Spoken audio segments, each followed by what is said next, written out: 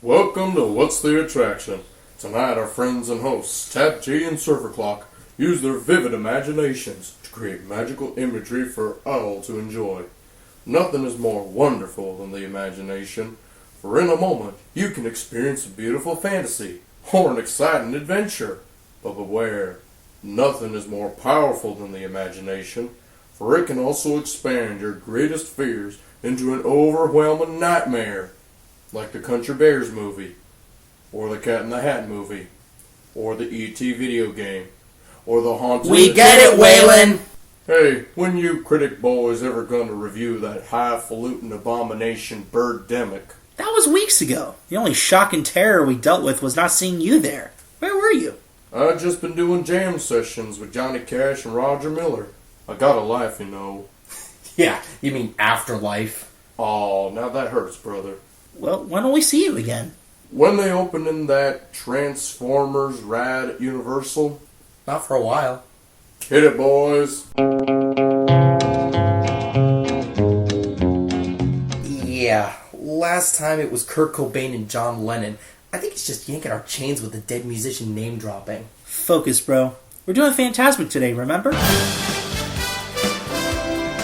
In 1992, Disneyland's version in California premiered along the rivers of America across from New Orleans Square.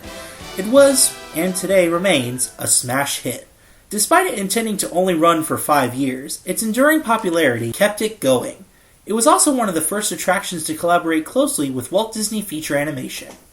In 1996, the decision was made to add Fantasmic to Walt Disney World. The previous nighttime show, Sorcery in the Sky, had run its course and something was badly needed to boost the attendance numbers at Disney MGM Studios. Viva la Water Tower! There was only one condition.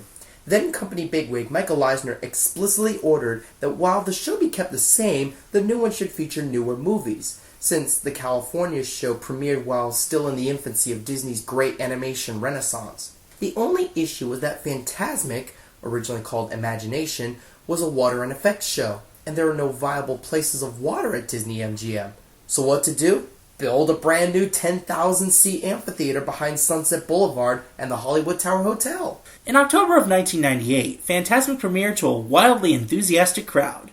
Audience attendance swelled, and it became a must-see nighttime show at Walt Disney World and one of the top attractions at Disney MGM Studios. The show takes place in Mickey Mouse's own imagination, and we, the audience, are lucky enough to bear witness to the magic, the wonder, the adventure, and yes, even the terror of Mickey's imagination.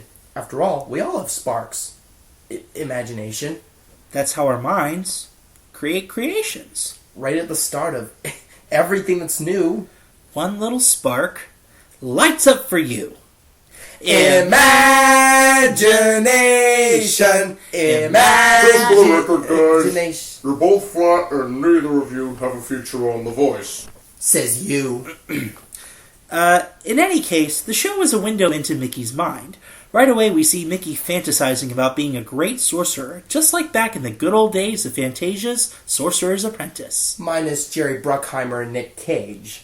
But slowly the reverie calms to flowers and foliage, with gentle music of tranquility, until... Suddenly we're in Africa, with sprinting cheetahs, stomping rhinos, and snapping crocodiles. Crocodiles. What, you can't eat them? No, they eat you. This Africa scene brings to mind memories of the famous I Can't Wait to Be King sequence in Disney's hit animated movie, The Lion King. This is just the first of many more sequences to follow to recall all the great classic animated features, from Snow White and the Seven Dwarfs to 1998's Mulan, including Alice in Wonderland, Hercules, The Little Mermaid, The Jungle Book, and Beauty and the Beast. But somewhere during the Little Mermaid recollection, Monstro, the vindictive, bad-tempered sperm whale from Pinocchio, crashes the party, throwing a confused Mickey for a loop. But one cannon boom later, and we find ourselves on the shores of Jamestown, where John Ratcliffe and the settlers are prepared to excavate the landscape for gold. What follows is an epic, well-choreographed, stunt-filled battle between the settlers and the natives until Pocahontas and John Smith appear to stop the senseless fighting and return peace to Mickey's mind and the show. At this point, the show indulges in one of the company's most successful and often most controversial franchises, the Disney Princesses, to bring beauty and love back to Mickey's imagination. Happily Ever After, right? The Queen from Snow White is furious at Mickey for perpetuating all this goody two-shoes happily ever after fairy tale pixie dust, and vows to turn his dream into a nightmare, with a little help, of course. Yeah, like Ursula, Cruella de Vil, Scar, Frollo, Jafar, Hades, Chernabog, and Maleficent. Oh dear, are those despicable scoundrels loose at Disney MGM Studios too? I must summon my fellow sorcerers for the Magic Kingdom. Disney's Hollywood Studios. And don't worry, Merlin, Mickey's got this one under control. But I thought it was called Disney MGM. Not since 2008. Oh my, I'm quite out of the loop, aren't I?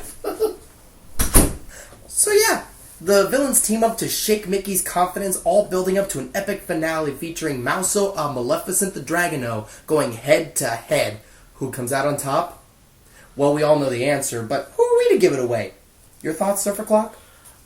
First of all, this is just a great show. And that's saying something. Like, as far as the nighttime shows go, I think this one is probably the best of the The three, yeah. The best of the three. Well, before we continue, I need to mention this elephant in the room. We are not going to be comparing this to World of Color, because that's on the West Coast, and it's not down here in Florida. We know you love it, but we need to address just this. And it's 12 years later, too. Yeah. Not forgetting that. As far as this show goes, it's a great show, don't get me wrong, but it's certainly not without its flaws. The story, I mean, it's very typical kind of Disney-esque story. It's admittedly a little thin, but by way of the presentation, it definitely gets a pass. I can definitely work with this kind of a story, because it's so brilliantly executed.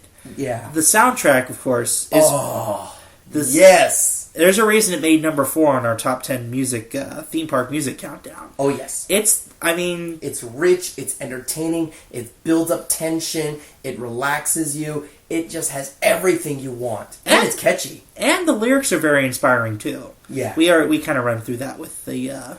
Top 10 best attraction songs. Yes, indeed. Though, let's get to what I think might be a little wrong about Fantasmic. I mean... Do tell, I'm sure our listeners are quite curious. The show does run a little long, and I think it lasts, 27 minutes? Something like that. Yeah, it's roughly 30 minutes. And as a little armchair imagineering here, I think they could really do without that Pocahontas sequence. I mean, it's meant to represent sort of the new, as opposed to Disneyland's Peter Pan conflict. But now that Pocahontas has kind of become the black sheep of the animation renaissance, and a lot of people are just not that enthusiastic about it anymore. I mean, it's still a cool sequence, though as far as all the other sequences go, I find the Pocahontas one to probably be the most boring, the whole gunfight thing notwithstanding. Yeah, the choreography on that is amazing. The fighting itself is awesome. Just, it could be done with a better movie. I think so. Now, that's not to say that the characters highlighted in the show, just the stage play overall, the characters and the special effects, huge highlights, and that's really what makes this a must-see show for any park goer to Disney's Hollywood Studios. If you don't mind waiting for a little while. Yeah. We'll get to more on that later. But the show does require, if you'd like to sit down anyway, it does require you to wait a little while for that. What are your thoughts, Tapji? Well, first of all, as I love seeing Disney characters all together, and this show delivers in spades. Especially the moment when the steamboat comes around the river and you see Steamboat Willie, the Seven Dwarfs, Mary Poppins and Bert, you see the Little Mermaid, you see Baloo, you see Bear, and all these characters, and they're dancing around waving their streamers. It just fills you with, oh yeah, that's awesome. And a lot of those are characters you can't meet and greet with in the park. So it's a great opportunity to see them. Yeah, like Steamboat Willie and Bear. Definitely. The special effects, it trounced Cinemax Spectacular in our review recently. Just those water fans, the fire on the water. The dragon. The dragon is a great special effect, but I wish it looked a little more like a dragon than a crane with a glowing head. Disneyland's actually got enhanced not but a couple of years ago. Yeah. The story, of course, what can you say? It's a classic Disney story, but it delivers. Mickey Mouse triumphs over evil, and unlike the Dream Along with Mickey show at the Magic Kingdom, it gets dark. It gets epic and scary, and that's what a good show's supposed to do. It's supposed to make you question yourself for a moment if Mickey's going to be okay. Yeah, and it definitely does that. I wish there could have been a little bit more of a use with other movies. Yes, I get this was back in 98 before Disney bought out Pixar and really had much in terms of their live action canon.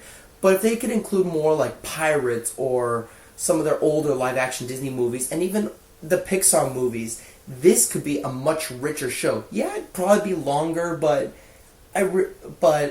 honestly, I think it could be a lot cooler. I think so too. In fact, I even want to see them in exchange for the African animals. I want to see those pink elephants in Disneyland. Oh yeah, the pink elephant sequence that they have over at Disneyland. Because that is just such a cool idea. Mm-hmm. And just to see it executed nighttime show-wise. Mm-hmm. That's cool. All in all, I give it a 4.5 out of 5 because not only I'm trying to be hesitant about giving out a perfect score because it does have its flaws.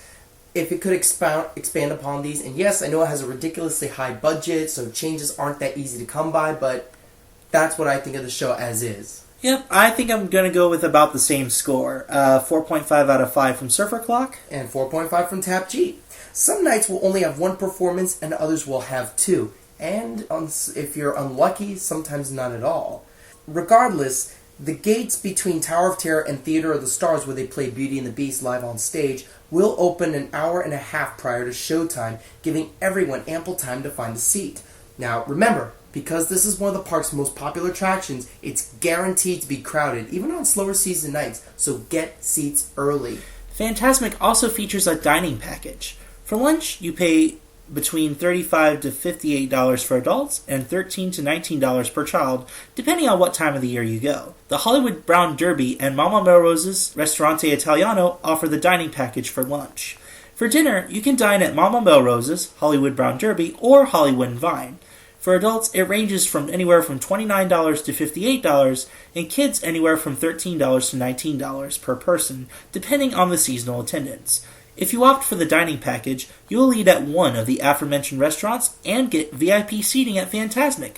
Just remember to show up at your designated time or your seat will be given away to maximize seating. For more information and more details, you can call the Walt Disney World Dining Reservation Hotline. That's 407-WDW-DINE or 407-939-3963. Fantasmic is a 30-minute long show, as we mentioned, and is accessible to those with limited mobility, so wheelchairs and scooters are welcome. Strollers will be collected by a cast member before entering the amphitheater. Assistive listening devices and reflective captioning are both available. In terms of recommendations, we have to say the show has something for everybody. Comedy, characters, intensity, beauty, and so much more. But there are some moments that are pretty loud and intense for kids. If they can get through those moments, they won't regret it. It's a wonderful show. One of Walt Disney World's very best nighttime performances. It comes highly recommended and is listed as a must-see. Aside from easily frightened children, I say everyone should watch Fantasmic. That's all we have for today's episode. I'm Surfer Clock. And I'm Tap G. And thanks for listening to What's the Attraction? Where our work is your vacation. Some imagination, huh?